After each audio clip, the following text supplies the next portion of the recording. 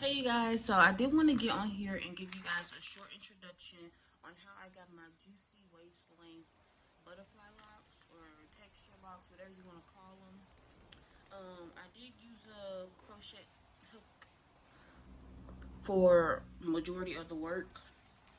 I did have my friend do my braids because I was a little under the influence and I needed it done, so she got it done for me, which you all will see in the next clip. And then the hair I used, I bought 3 bags of the Cuban twist super long 24-inch hair by Shake and Go. And I also bought this large spring twist 18-inch by Shake and Go as well. So they both by Shake and Go, whatever. I didn't even notice that till now.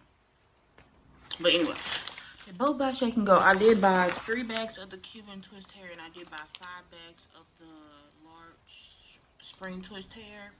I used 2 bags of this because my parts are really big, and I didn't separate the hair. If you wanted to get a skinnier look, you will separate the hair, you know, to get a skinnier lock. So yeah, I did not separate any of them. So I did use 2 full bags out of the 3 I bought. And then I bought 5 bags of this spring twist hair. And I think I used about 4 bags. And I probably could have used more, but I used only 5 bags of this hair here. Only 4 bags, I mean, if I said 5. And yeah, that was pretty much it. I just wanted y'all to have the logistics of everything because I know it'd be questions like, how many did she use? What did she buy? Things like that. But let's get right into the video and enjoy.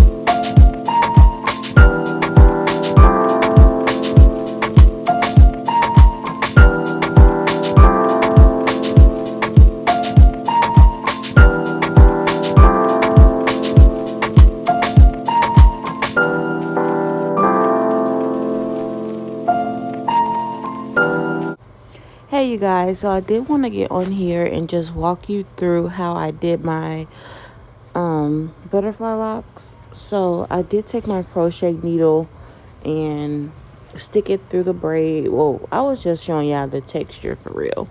But yeah, so I stick it through the braid. I only broke a piece of this Cuban twist hair because it was first my last piece and I didn't want to open another bag. And then I really didn't want the ones in my face to be too thick, if you get what I'm saying.